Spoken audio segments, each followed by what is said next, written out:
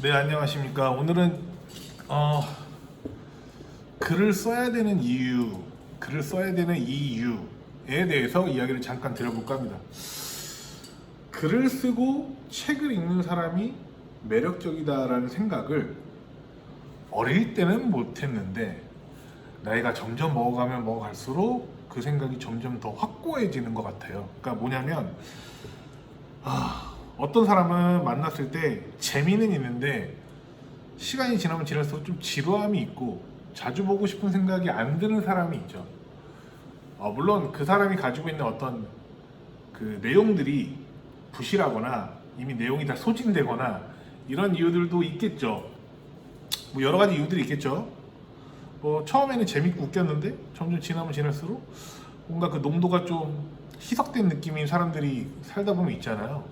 그런데 어떤 사람들은 처음에 그렇게 자극적이진 않는데 자꾸 만나면 만날수록 어떤 영감을 자꾸 받게 되고 좀 뭔가 진국 같은 느낌들이 들어서 좀 더 짙은 이야기, 좀 더 오래 이야기를 하고 싶은 사람이 있죠. 우리가 살면서.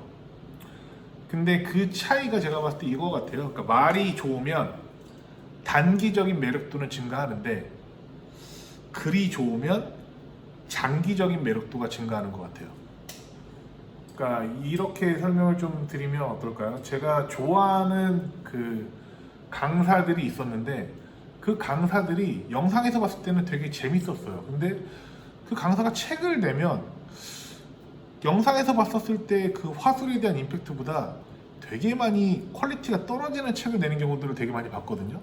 그게 뭐 스타 강사가 될 수도 있고 뭐 누가 될 수도 있는지 모르겠지만은, 그런데 어떤 강사는 말이 재밌거나 임팩트가 있지는 않은데 조금 지루하고 루즈한 느낌이 있지만 내용 자체는 굉장히 코어가 단단한 사람들이 있어요. 그때 그 사람들은 책을 내도 만족도가 더 증가하는 경우들도 많이 있었어요. 제가 느꼈던 바는 그래요. 최근에 SNS에서 되게 유명한 소설가, 거의 나이가 이제 할아버지죠. 근데 그 소설가가 SNS에다가 한 3분짜리 글을 쓴 게 있어서 그걸 봤는데, 일단 저는 제 스스로 제가 글을 되게 잘 쓰는 사람이라고 생각을 하거든요. 구인구직 글을 쓴다 하더라도 그 글의 내용의 퀄리티나 이런 것들이 저는 좀 자신이 있어서 이 글을 읽고 영감을 얻은 사람만 저한테 이력서를 넣어주세요 라고 할 정도로 저는 제가 생각하는 제 글의 퀄리티에 대해서 나름 자부심이 있는데, 그 소설가가 2, 3분짜리 쓴 SNS의 글을 보면서 현타가 세게 왔습니다. 내가 범접할 수 있는 영역이 아니구나. 저 사람의 연륜과 저 사람의 퀄리티 내가 따라할 수 없구나 라는 생각을 강렬하게 했습니다. 저 소설가의 책을 다 사서 읽어야 되겠다라고 순간 생각이 들었고요. 인문학이잖아요. 인문학은 단기적인 노력과 어떤 천재성으로 바로 해결이 될 수 없잖아요. 10대가 쓴 소설책이 잘 팔리기 힘들잖아요.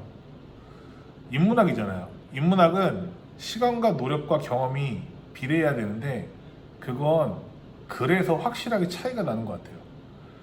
밀도 있는 글은 굉장히 오랫동안 향기가 남는 것 같아요. 물론 그 유명한 소설가가 어떤 이커머스 사업을 해가지고 상세 페이지에다가 후킹 있는 멘트를 쓰는 능력은 떨어질지 몰라도요, 이 사람을 필드에서 만나가지고 대화를 했었을 때의 매력도는 압도적일 것 같아요.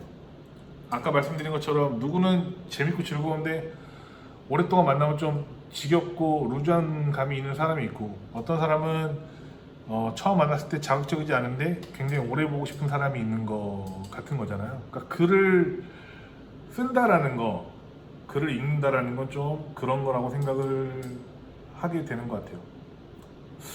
이렇게도 비유해 볼 수 있겠네요. 축구를 10분씩 하루에 12번 하는 것보다 축구를 하루에 한 번 하는데 2시간 하는 경우가 있잖아요. 전자의 경우는 나눠서 축구를 하는 거고 후자의 경우는 하루에 한 번 하더라도 찐득하게 오래 하는 거잖아요. 누가 더 밀도 있게 실력이 올라갈까요? 라고 하면 당연히 하루에 한 번 하더라도 2시간 축구한 사람이 훨씬 더 실력이 많이 늘 거라고 생각을 하거든요. 그래서 책을 읽고 글을 쓴다라는 건 저는 그런 영역인 것 같아요. 아무리 좋은 내용의 글을 쇼츠나 릴스처럼 아까 축구 비유하듯이 하루에 10분씩 12번 보는 것보다도 그냥 하루에 2시간 정도 책을 읽거나 글을 쓰는 게 훨씬 더 퀄리티가 생긴다는 거죠. 이거는 맥락이 길게 이어지고 그만큼 몰입을 할 수 있는 시간이 붙어 있기 때문이라고 저는 생각을 하는 거죠. 만약에 이런 거 있죠.